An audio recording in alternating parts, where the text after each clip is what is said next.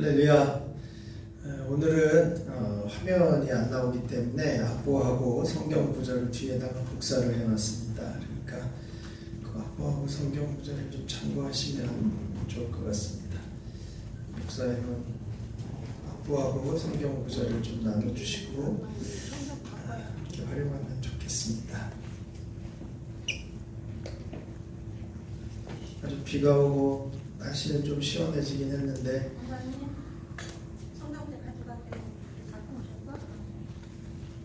아니 저기 뒤에서 좀 나눠주세요.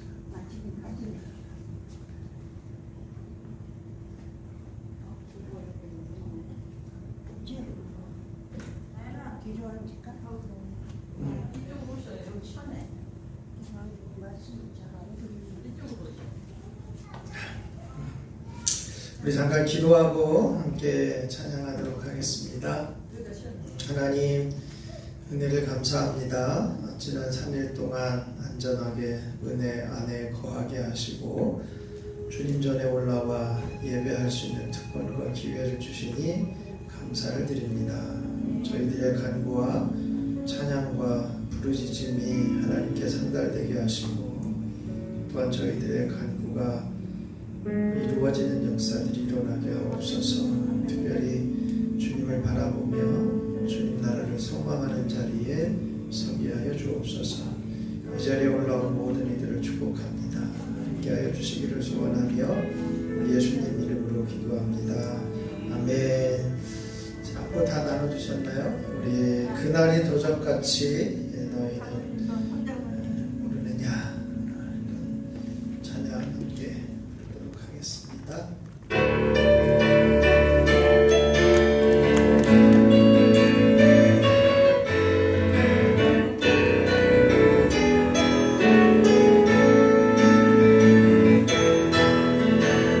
그날이 도적같이 이를 줄 너희는 모르느냐. 늘 깨어 있으라 잠들지 말아라 주님과 동행하라.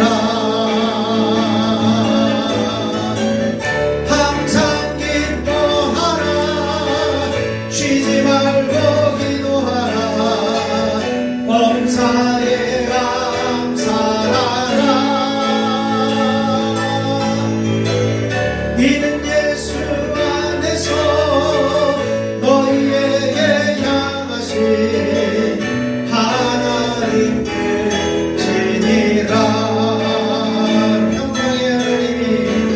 평강의 하나님이 너희를 거룩하게 하시고 온몸과 영혼이 즐거우실 그날에 흠없기 원하노라. 항상 기뻐하라 쉬지 말고 기도하라. 범사에 감사하라.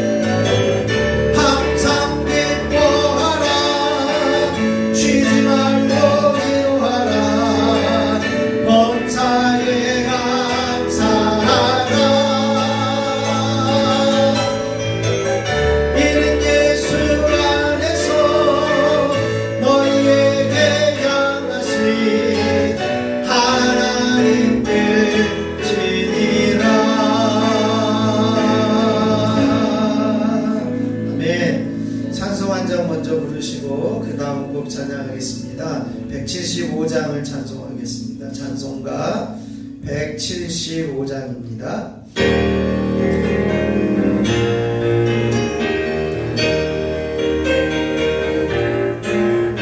신랑 되신 예수께서 다시 오실 때 밝은 등불 들고 나갈 준비됐느냐.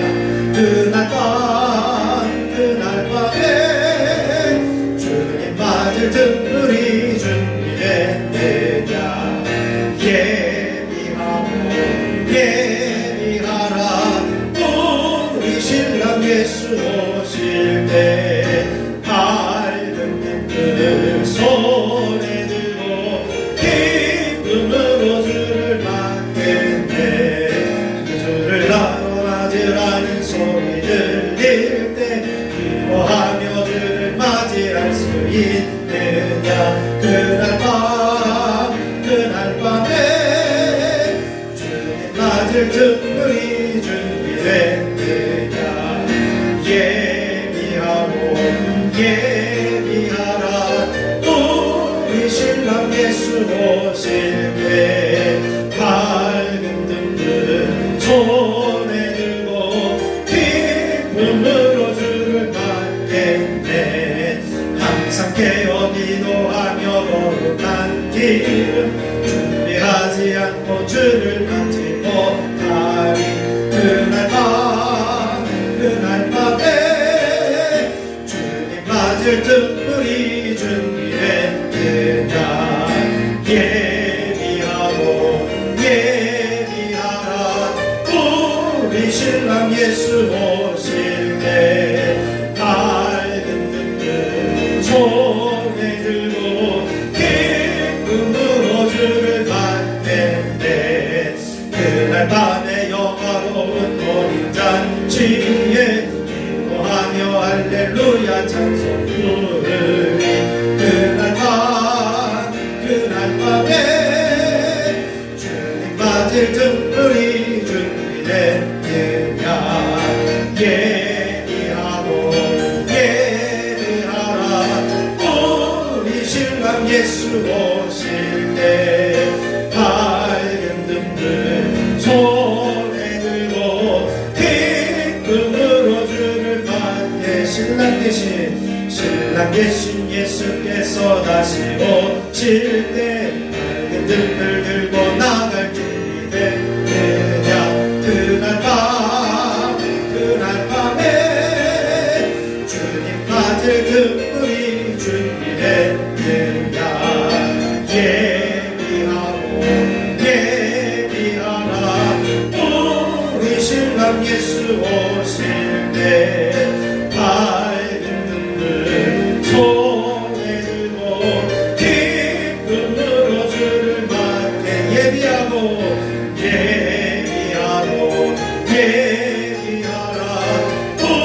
우리 신랑 예수 오실 때 밝은 등불 손에 들고 기쁨으로 주를 맞게. 예비하라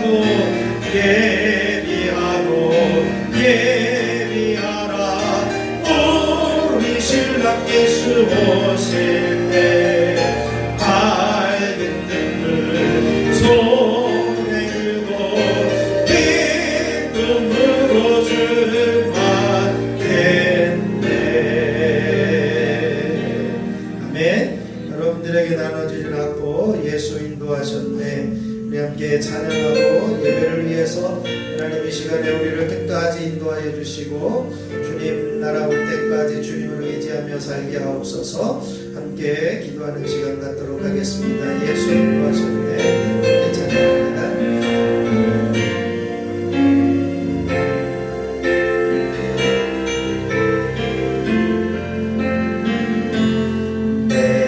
인생 여정 끝내어 한 건너기를 때 하늘문 향해 말하리.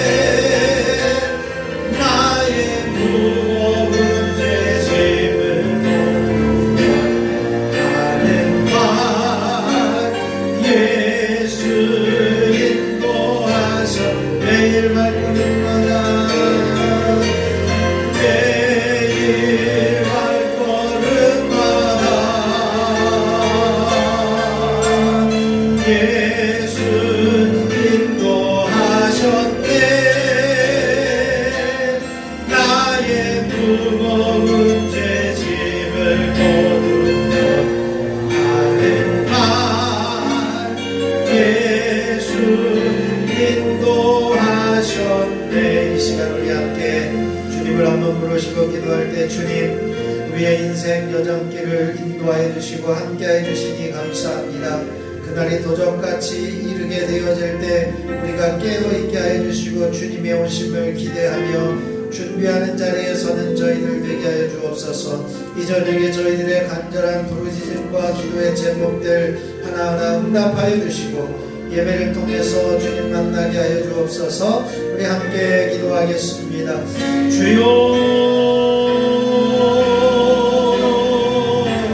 아버지 하나님 네 감사합니다. 하나님께서 우리의 인생을 여기까지 인도하여 주시고 발걸음마다 주님께서 인도하여 주시고 동행하여 주시니 감사드립니다.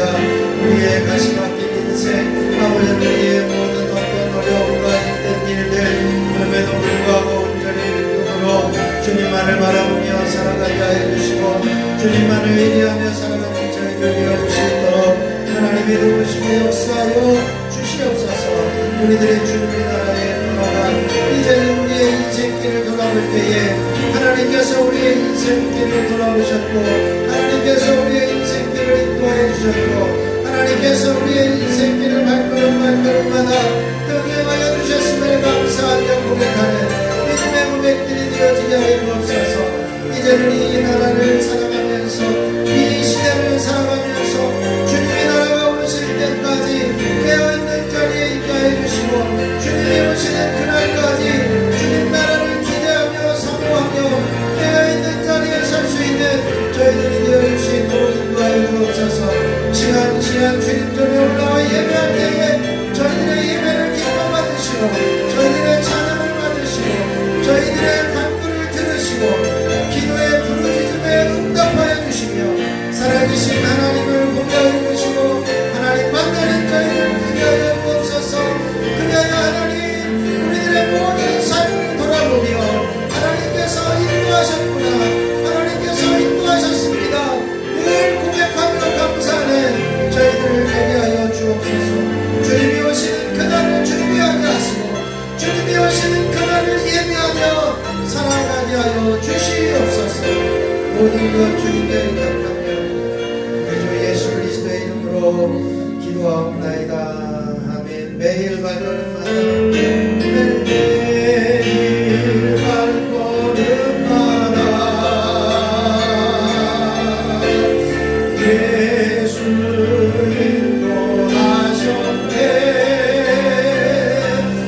나의 무거운 죄짐을 모두 나는 말 예수 인도하셨네.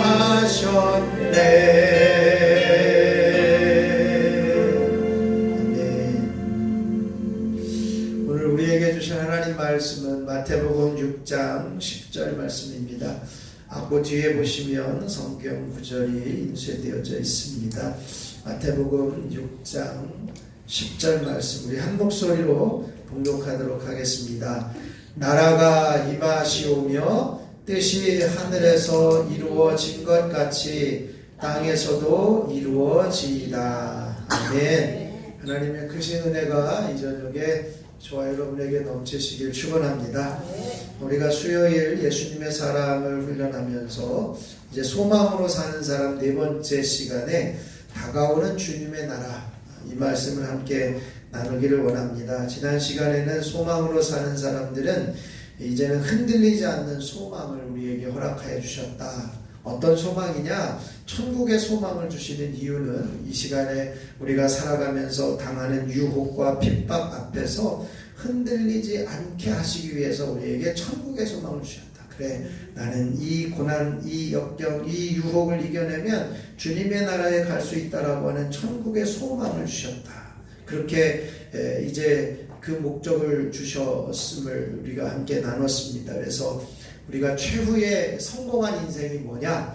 우리의 인생 중에 최후의 성공한 인생이 성공한 인생이다. 마지막에 잘 살다가 지옥 가버리면 그것은 성공한 인생이라고 할 수가 없다라고 하는 것입니다. 오늘 권사님 기도신가요? 아니, 오늘 김필려 권사님이 기도신데 권사님이 기도신 것 같이 이야기를 하시는 것 같아요. 오늘 김필래 권사님 순서였어요. 네. 네. 이래서 우리가 천국에 대한 소망, 이것이 우리가 마지막 지옥 가는 것은 성관 인생이라고 할 수 없다. 그것을 이야기를 하면서 우리가 마지막에 웃는 자가 최후의 성공자다. 분명히 그것을 함께 나눴습니다. 오늘은 다가오는 주님의 나라, 다가오는 주님의 나라, 이것을 함께 나누기를 원합니다. 그래서 다가오는 주님의 나라를 우리가 준비하며 살아가야 한다. 이것이 오늘의 주제입니다. 우리가 마태복음 6장 10절 말씀을 보았는데요. 우리가 이거는 매 새벽마다 주기도문하면서 함께 기도하는 기도의 제목입니다. 그런데 이 기도의 제목이 도대체 무슨 의미일까라고 하는 거죠. 예수님께서 우리에게 가르쳐 주신 이 기도를 우리가 드리는데 나라가 임하시오며 뜻이 하늘에서 이루어진 것 같이 땅에서도 이루어지이다. 이렇게 기도하는데 과연 이 기도의 제목을 우리가 기도의 내용을 얼마나 잘 알고서 기도할까 그런 생각을 해봅니다. 나라가 임하시오며 하나님의 나라가 임하신다라고 하는 그러한 고백인데요. 하나님의 나라가 임하신다라고 하는 이 고백 가운데 우리는 과연 주님의 나라가 임하시도록 기도하고 있는지 또 앞으로 주님이 다가오실 주님의 나라를 우리가 소망 가운데 살고 있는지 우리가 그것을 잘 돌아보면서 이제 이 말씀을 한번 생각해 볼 수 있어야 합니다. 예수님은 분명히 다시 오시겠다고 약속하셨고요. 그 다시 오시겠다고 하신 약속 말씀대로 이 걱정하신 것이 있어요. 오늘 본문 여러분들에게 나눠드린 성경 구절 보면 누가복음 17장 26절로 30절이 있는데요. 한번 거기에 보면 이렇게 되어 있습니다.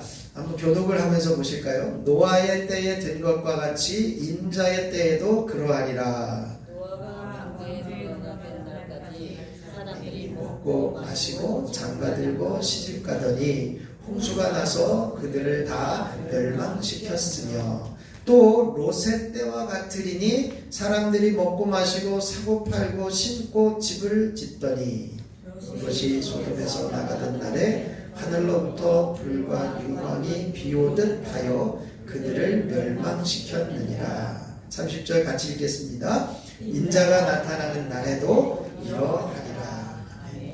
인자가 나타나는 날에도 이러하리라 라고 하는 이 말씀이 뭐예요? 예수님께서 다시 오시는 그때에 세상 사람들을 향해서 걱정하는 것이 있어요. 노아 시대에 심판이 다가오고 있다. 홍수가 날 것이다. 그러면서 방주에 들어오는 사람들은 산다. 아무리 외치고 외쳐도 사람들은 거기에 대해서 끝도 하지 않고 그냥 홍수가 날 때까지 먹고 마시고 장가들고 시집가더니 홍수가 나서 다 멸망해버렸다 라고 하는 말씀이에요. 그것이 인자가 나타나는 날에도 일어나리라. 이것을 우리에게 경고하고 계신 말씀입니다. 걱정하고 계신 거예요.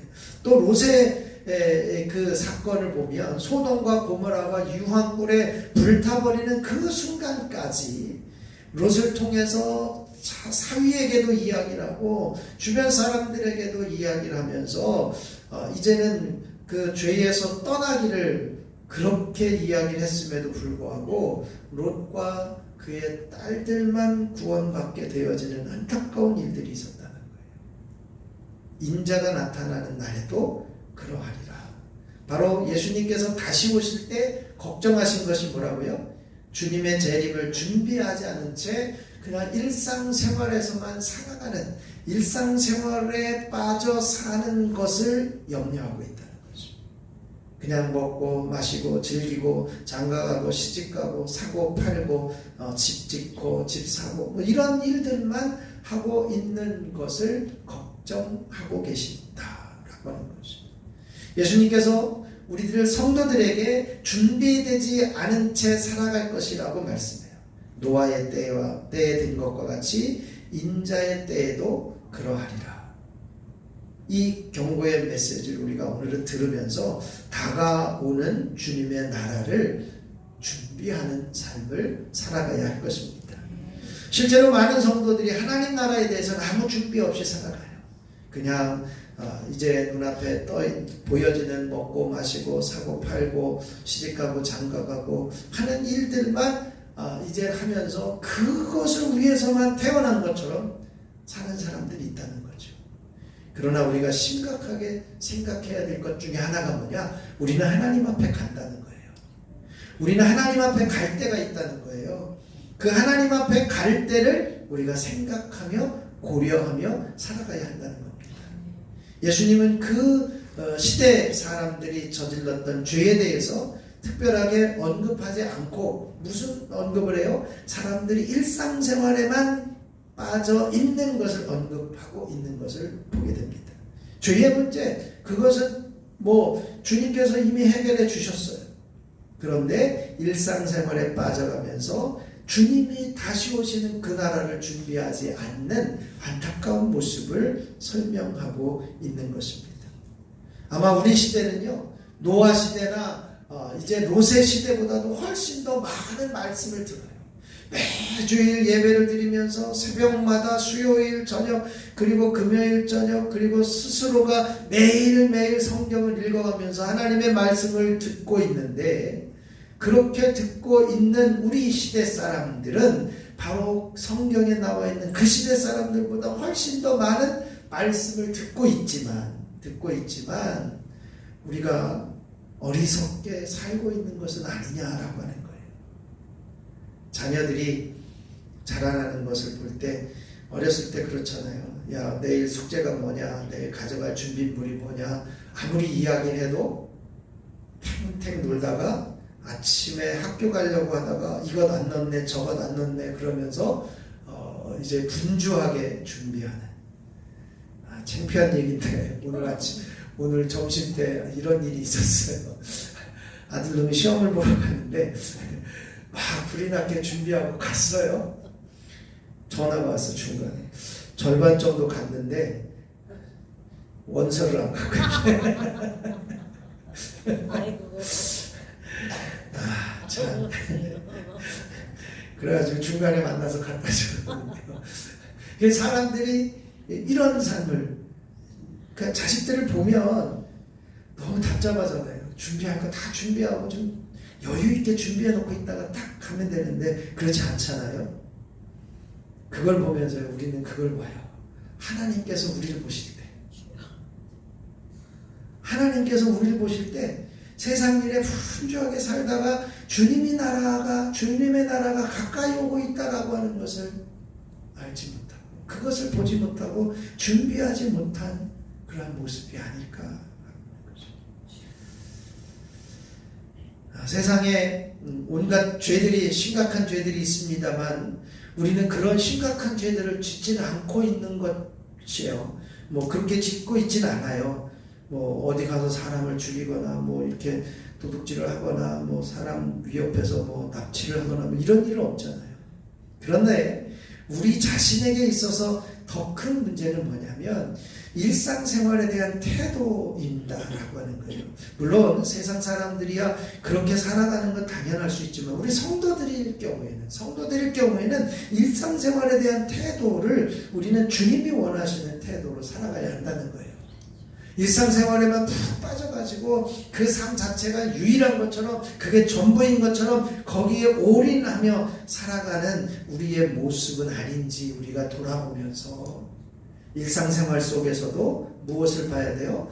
예수님께서 염려하신 것을 봐야 돼요. 주님의 나라가 오고 있는데 예배하고 있는지 준비하고 있는지라고 하는 거죠.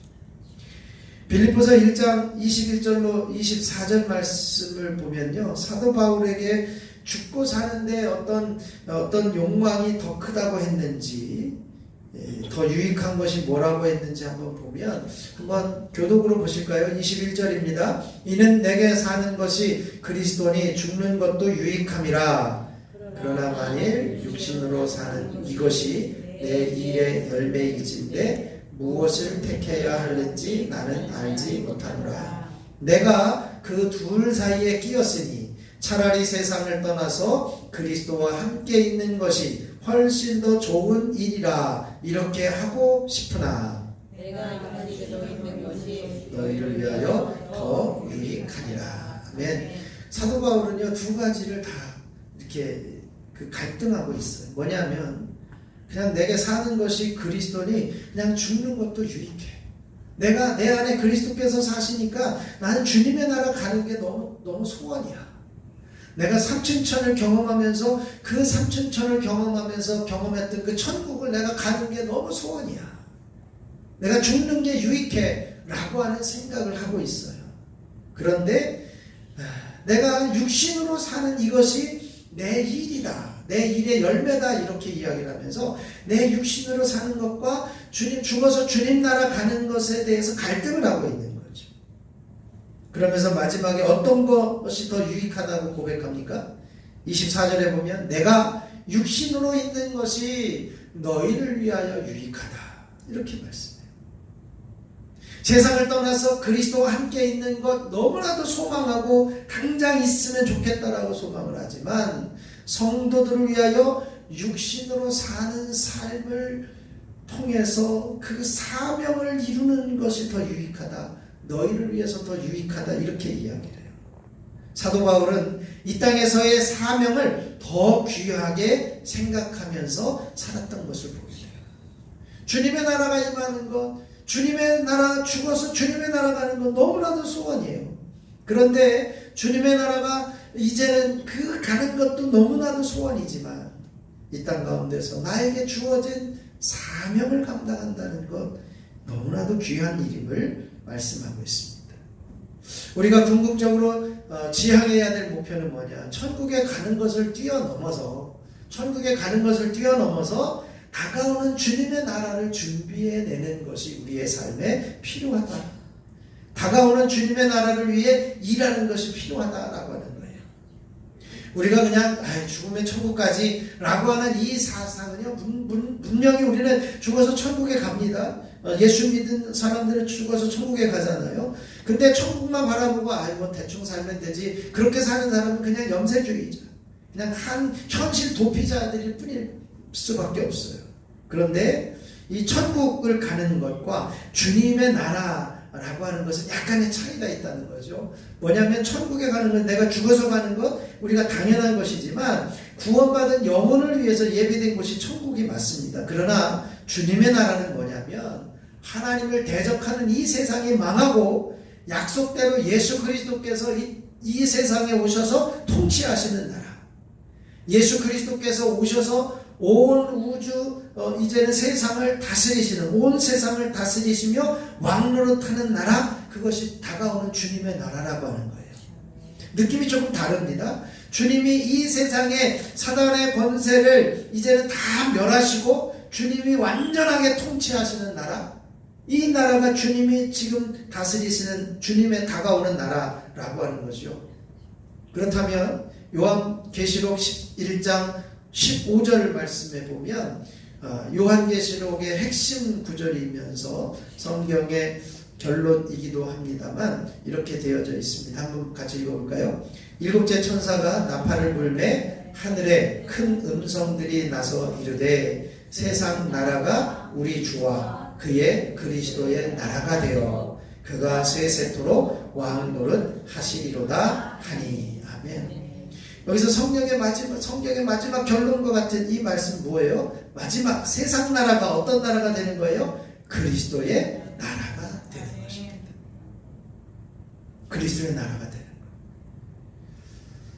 공산주의를 시작한 칼 막스, 공산주의 창시자 막스가요, 이 요한계시록 11장 15절 말씀을 가지고 형체제의 종말을 고했습니다.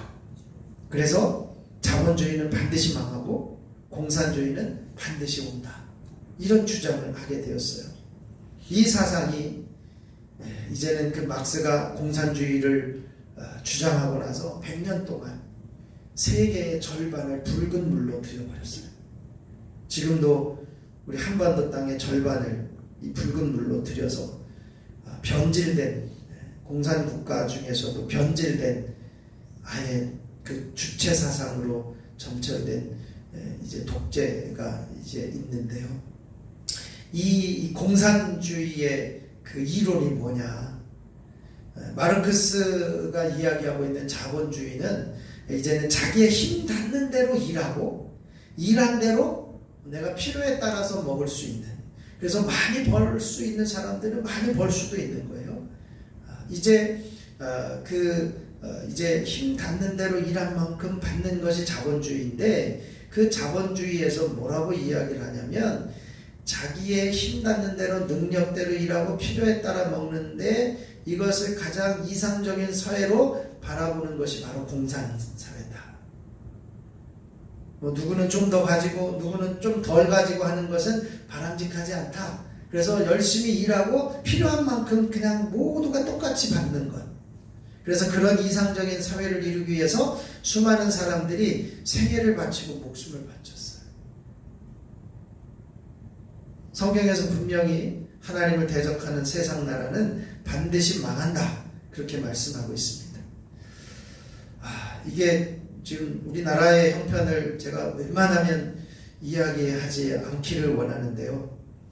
나온 김에 마르크스의 자본론, 공산주의 이론을 이야기를 하는 것이니까 잠깐 이야기를 하면, 뭐 이렇게 지금 이 정부가 새롭게 들어오면서 100일 지나면서 아주 혼란스러운 모습을 가고 있는데, 이제 나눠주잖아요. 받을 땐 좋아요. 나눠주는데, 받을 땐 좋은데, 그것을 누가 갚아야 되느냐? 자식들이 갚아야 돼요. 후대에서. 참 안타까운 모습이에요. 근데 받는 사람들은 그냥 얼싸 좋다, 뭐 공짜니까 그러면서 받게 되어집니다. 이제 그게 이제 어떤 이론에서 오느냐? 그냥 공평하게 나누는 것에서 옵니다. 공평하게 나누는 것에서. 더 안타까운 것은 목사님 한 분이 구속이 됐어요. 목사님 한 분이 구속이 됐어요. 세계로교회 소년부 목사님. 물론 자기들은 법대로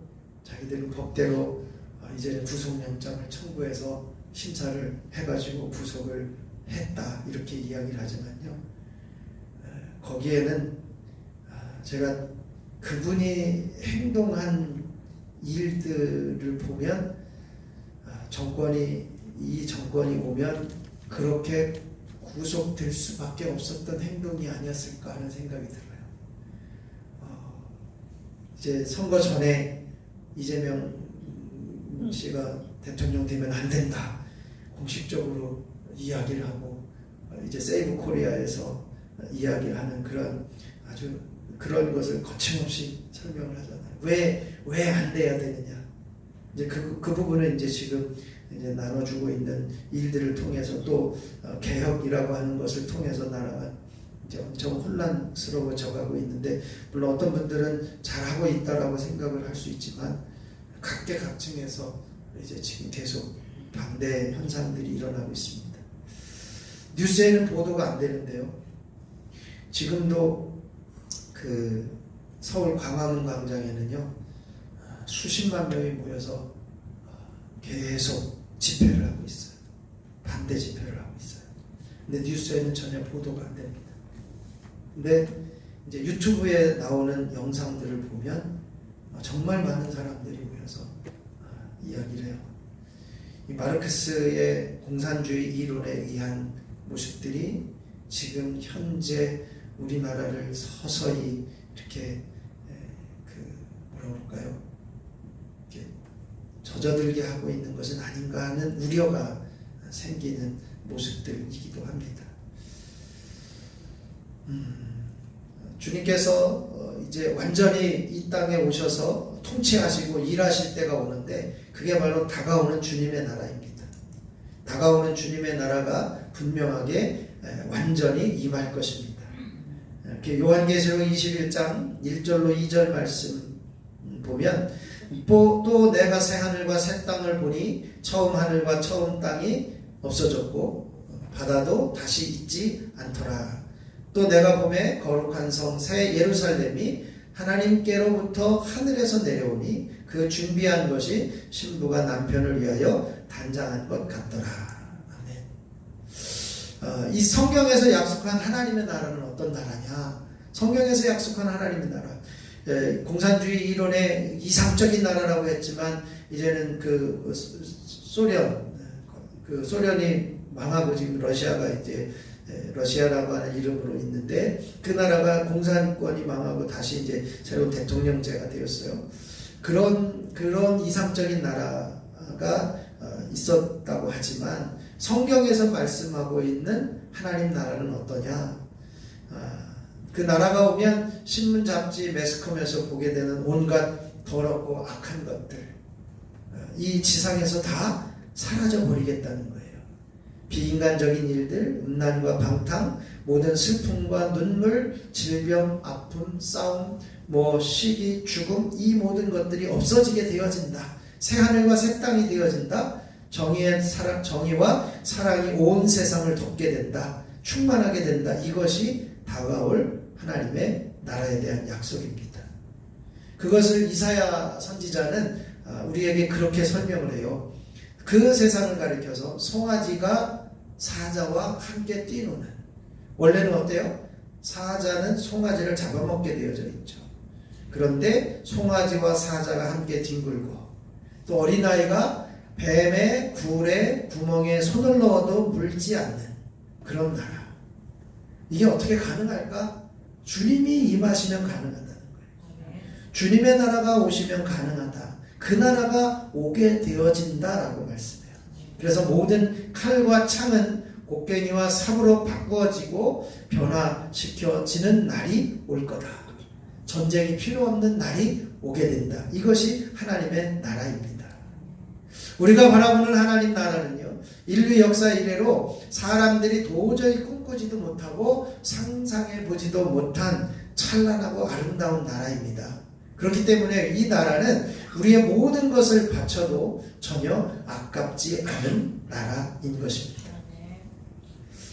리빙스턴이라고 하는 선교사가 있었어요. 스코틀랜드에서 이제는 출생해서 아프리카로 이제 선교하러 갔던 분인데, 그분이 이제는 잠비아에서 이제 연락이 두절이 되었어요.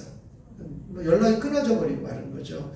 그래서 1871년에 헨리 스탠리라고 하는 사람이 이제 탐험가였는데, 그러면 한번 찾아보겠다. 그래가지고 어떻게 해가지고 아프리카로 가서 이제는 1년 만에 겨우 밀림 속에서 병들어 앓고 있는 리빙스턴을 만나게 됐습니다. 식료품도 떨어지고 의약품도 떨어지고 거의 다 떨어져서 이제는 심한 열병을 앓고 있었는데, 스탠리가 그 리빙스턴에게 이야기를 했어요. 선교사님, 이제 아프리카의 복음 사역을 위해서 30년간 헌신해 오셨는데 이제 고향으로 돌아갑시다. 그랬더니 그 앓고 있던 리빙스턴이 아주 유명한 대답을 합니다. 아닙니다. 제게 있어서 아프리카 선교 사역은 헌신이 아니고 오히려 하나님께서 제게 주신 특권입니다. 저는 하나님께서 내게 맡기신 이 영광스러운 일을 생각할 때마다 가슴이 벅차서 견딜 수가 없습니다. 그렇게 고백한 거예요. 지금 거의 죽어가고 있는 그 상황이에요. 결국 그로부터 1년이 지난 1873년 5월 1일에 그는 침대 곁에서 무릎을 꿇고 손을 깍지를 낀 상태에서 하나님께 기도하는 모습으로 고요히 숨을 거두었다는 것이죠. 장래의 영광을 바라보는 사람은요, 사명과 헌신을 하나님께서 주신 특권으로 여깁니다. 우리에게 주어진 특권, 그것을 여긴다는 거예요. 그러나 안타깝게도 많은 성도들 중에 주님의 나라가 이 땅에 도래하는 것을, 영광을 알지 못하기 때문에 현실 속에 빠져 있는, 현실의 이익만을 아둥바둥 추구해 나가며 살고 있는 것은 아닌가라고 하는 거죠. 혹시 여러분들에게 질문하는데, 여러분들의 사명에 대해서 생각해 보셨습니까? 사명. 이제 어떤 집사님에게 사명에 대해서 생각해 봤냐고 물어봤더니, 사명이요? 생각해 본 적 없는데요? 라고 대답을 했어요.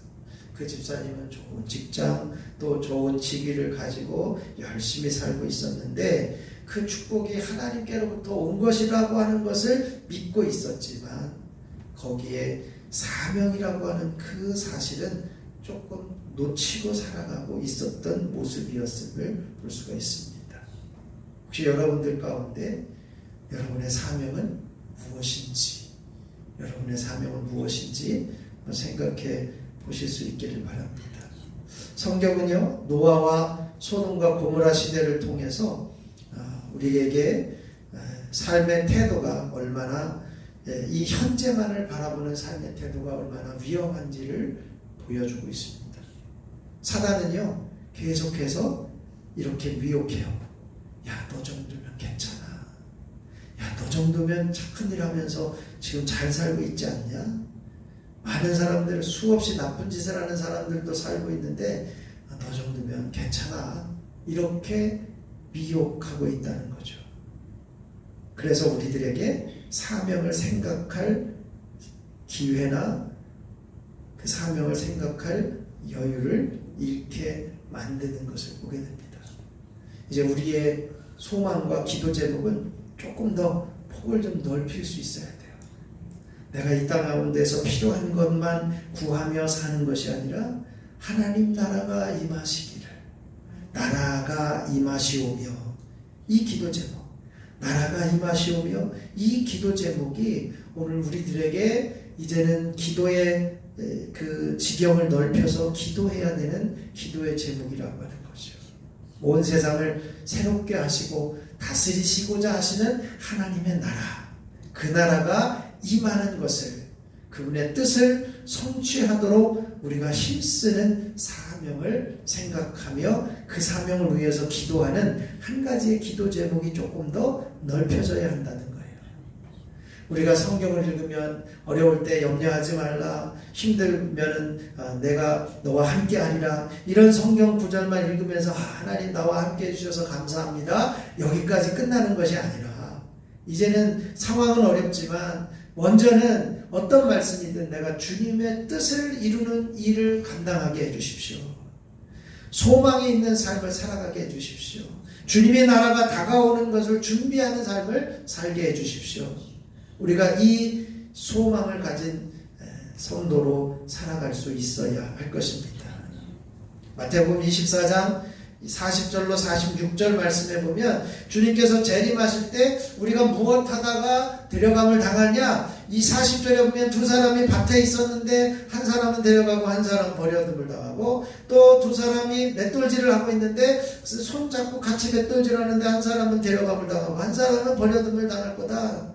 그러면 우리가 해야 될 일이 뭐냐, 42절 같이 읽어보시죠. 그러므로 깨어있으라, 어느 때에 너희 주가 임하는지 너희가 알지 못함이니라. 언제 내려가실지, 언제 주님이 오실지 알지 못하는 거예요. 그래서 우리는 늘 깨어 있어야 한다는 것입니다.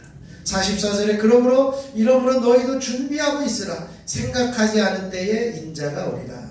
그 인자가 오실 때에 칭찬받을 수 있는 것은 뭐냐, 그 집 사람들이 충성되고 지혜 있는 종이 되어서 주인에게 그 집 사람들을 맡아 때를 따라 양식으로 나눠줄 자가 누구냐, 주인이 올 때에 그 일을 계속하고 있는 사람, 그 종이 복이 있는 종이다라고 말씀하고 있는 것이, 맡겨주신 사명을 끊임없이 감당하고 있는 그 사람, 바로 그 사람이 충성된 사람임을 말씀하고 있습니다.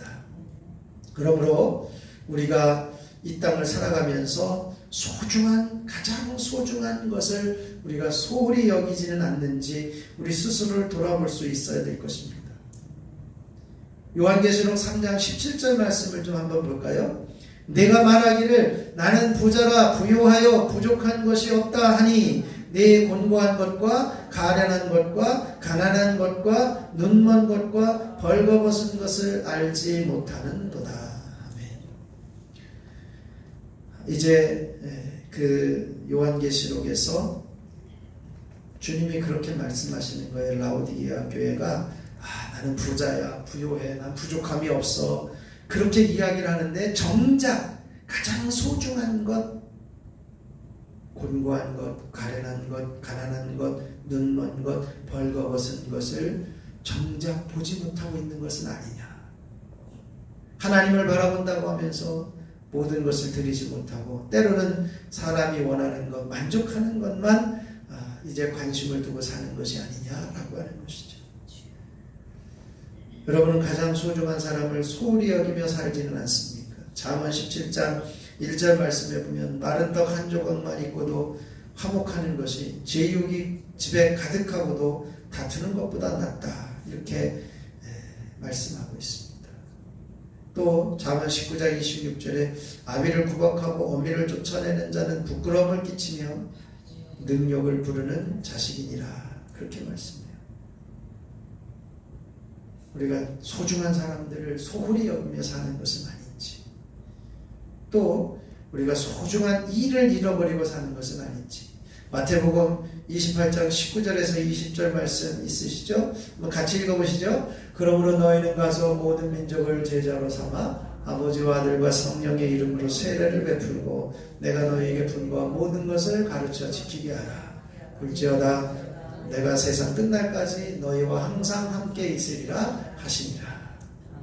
사명을 잊고 사는 것은 아닌지, 우리에게 소중한 사명을 놓치고 사는 것은 아닌지, 다가오는 주님의 나라, 우리가 그 나라를 준비하면서 복음을 전하며 생명을 살리는 일에 함께 동참할 수 있는 저와 여러분의 삶이 되어질 수 있기를 주님의 이름으로 축원합니다.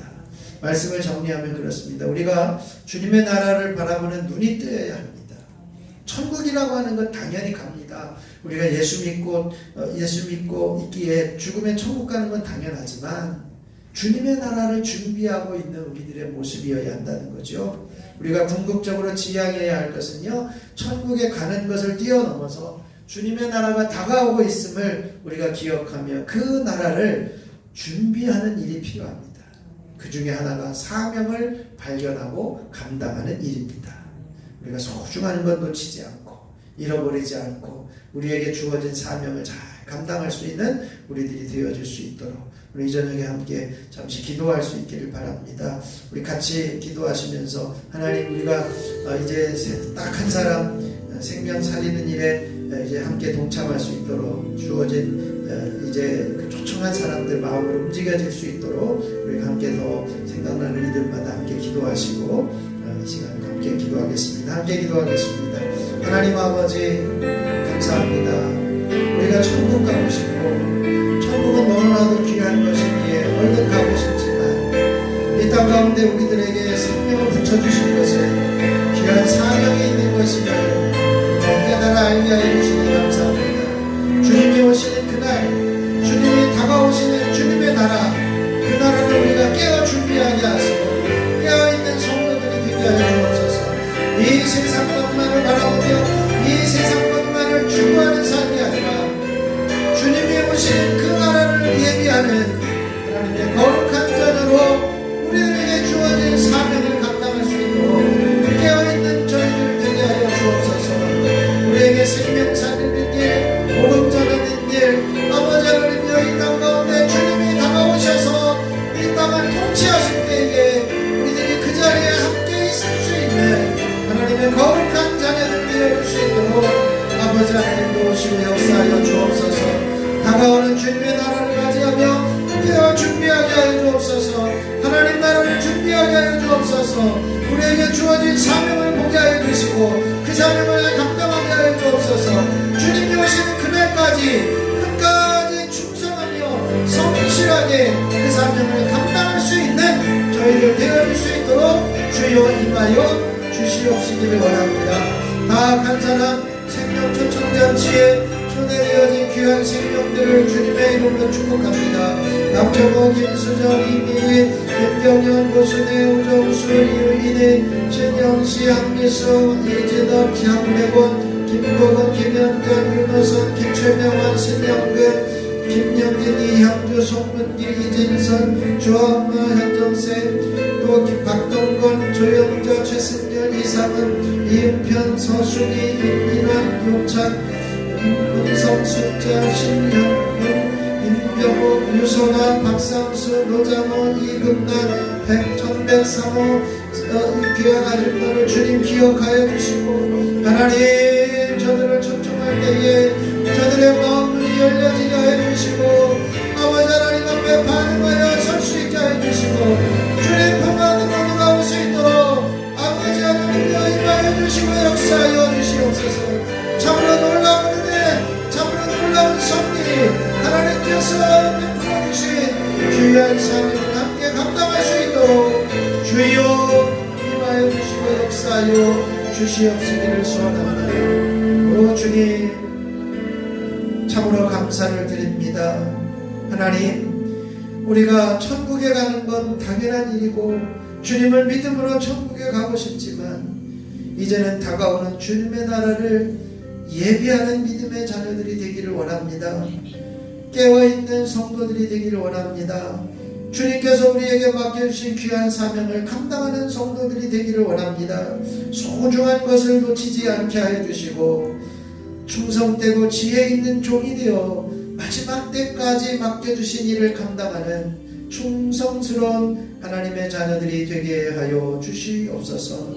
아버지 하나님 이제 생명 초청자치에 초청되어진 이들 저들의 마음문이 열려지게 하여 주시고 저들의 발걸음을 움직여 주시고 나아간 사람 그 시간에 주님 앞에 올라와 함께 예배하며 예수 그리스도를 영접하는 복된 자리가 되게 하여 주시옵소서. 하나님 이 시간 이 자리에 참여하지 못한 이들 먼 곳에 있는 이들 주님 기억하여 주시고 하나님의 긍휼을 베풀어 주시옵소서. 우리 주 예수 그리스도의 이름으로 기도하옵나이다. 아멘. 우리 찬송가 180장을 찬송하겠습니다. 180장입니다.